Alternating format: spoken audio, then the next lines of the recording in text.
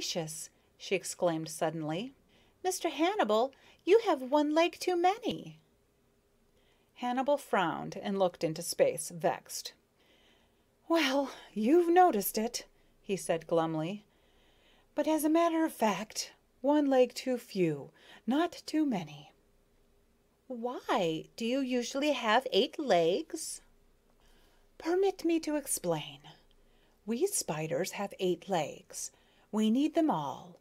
Besides, 8 is a more aristocratic number. One of my legs got lost. Too bad about it. However you manage, you make the best of it. It must be dreadfully disagreeable to lose a leg, Maya sympathized. Hannibal propped his chin on his hand and arranged his legs to keep them from being easily counted. I'll tell you how it happened. Of course, as usual, when there's mischief, a human being is mixed up in it. We spiders are careful and look what we're doing, but human beings are careless. They grab you sometimes as though you were a piece of wood. Shall I tell you? Oh, yes, please, said Maya, settling herself comfortably. It would be awfully interesting. You must certainly have gone through a great deal. I should say so, said Hannibal. Now listen. We daddy-long-legs, you know, hunt by night.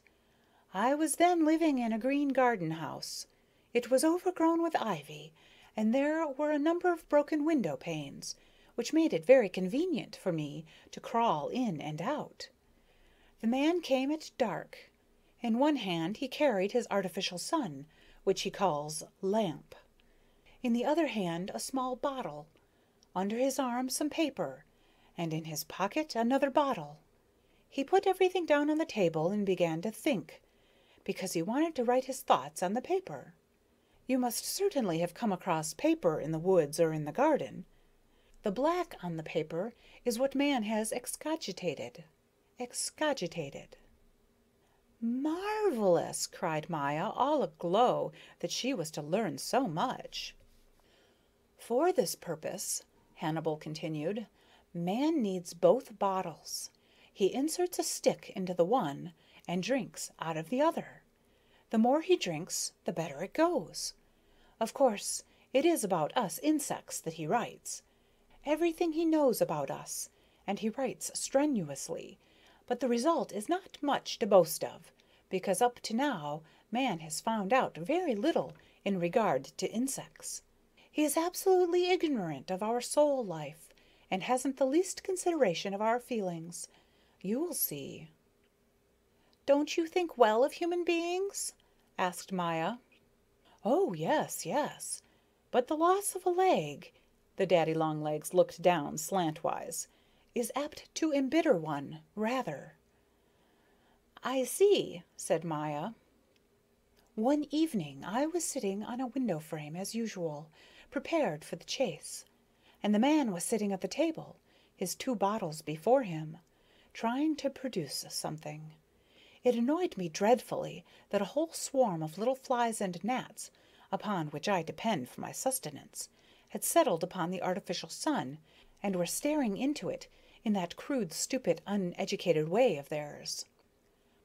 Well, observed Maya, I think I'd look at a thing like that myself. Look, for all I care, but to look and to stare like an idiot are 2 extremely different things. Just watch once and see the silly jig they dance around a lamp. It's nothing for them to butt their heads about 20 times. Some of them keep it up until they burn their wings, and all the time they stare and stare at the light. Poor creatures! Evidently they lose their wits. Then they had better stay outside on the window frame or under the leaves. They're safe from the lamp there, and that's where I can catch them. Well, on that fateful night, I saw from my position on the window frame that some gnats were lying scattered on the table beside the lamp, drawing their last breath. The man did not seem to notice or care about them, so I decided to go and take them myself. That's perfectly natural, isn't it? Perfectly. And yet it was my undoing. I crept up the leg of the table very softly on my guard, until I could peep over the edge. The man seemed dreadfully big. I watched him working, then slowly, very slowly, carefully lifting one leg at a time, I crossed over to the lamp. As long as I was covered by the bottle, all went well, but I had scarcely turned the corner when the man looked up and grabbed me. He lifted me up by one of my legs, dangled me in front of his huge eyes, and said, "See what's here, just see what's here," and he grinned, the brute. He grinned with his whole face as though it were a laughing matter. Hannibal sighed, and little Maya kept quite still. Her head was in a whirl. "Have human beings such immense eyes?" she asked at last. "Please think of me in the position I was in," cried Hannibal, vexed. "Try to imagine how I felt. Who'd like to be hanging by the leg in front of eyes 20 times as big as his own body, and a mouth full of gleaming teeth, each fully twice as big as himself? Well, what do you think?" "Awful, perfectly awful." "Thank the Lord my leg broke off. There's no telling what might have happened if my leg had not broken off. I fell to the table, and then I ran as fast as my remaining legs would take me, and hid behind the bottle. There I stood and hurled threats of violence at the man. They saved me, my threats did. The man was afraid to run after me. I saw him lay my leg on the white paper, and I watched how it wanted to escape, which it can't do without me." "Was it still moving?" asked Maya, prickling at the thought. "Yes, our legs always do move when they're pulled out. My leg ran, but I not being there, it didn't know where to run to, so it merely flopped about aimlessly on the same spot, and the man watched it, clutching at his nose and smiling, the heartless wretch, at my leg's sense of duty." "Impossible," said the little bee, quite scared. "An offen leg can't crawl." "An offen leg?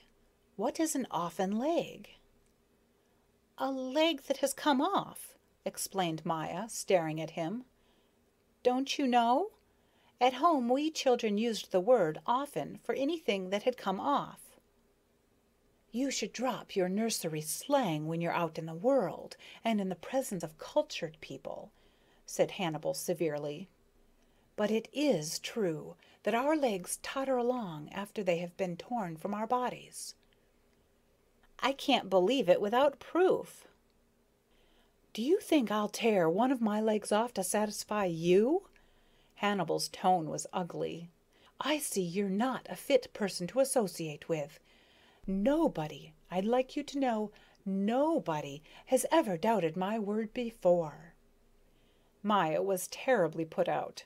She couldn't understand what had upset the daddy-long-legs so, or what dreadful thing she had done.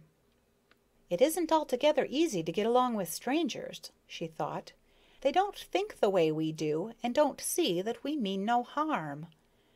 She was depressed and cast a troubled look at the spider with his long legs and soured expression.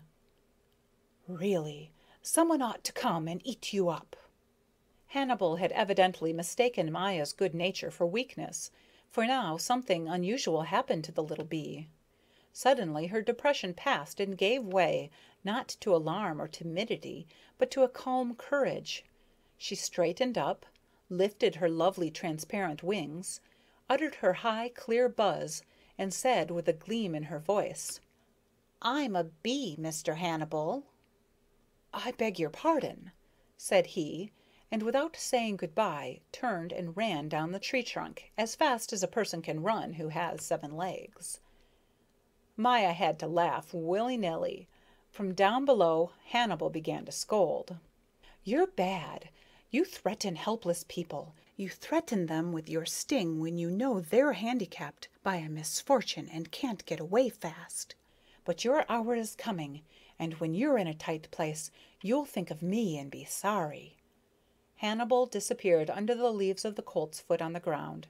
His last words had not reached the little bee. The wind had almost died away, and the day promised to be fine. White clouds sailed aloft in a deep, deep blue, looking happy and serene like good thoughts of the Lord. Maya was cheered. She thought of the rich shaded meadows by the woods and of the sunny slopes beyond the lake. A blithe activity must have begun there by this time. In her mind she saw the slim grasses waving and the purple iris that grew in the rills at the edge of the woods. From the flower of an iris she could look across to the mysterious night of the pine forest and catch its cool breath of melancholy. She knew that its forbidding silence, which transformed the sunshine into a reddish half-light of sleep, was the home of the fairy tale. Maya was already flying. She had started off instinctively, in answer to the call of the meadows and their gay carpeting of flowers. It was a joy to be alive.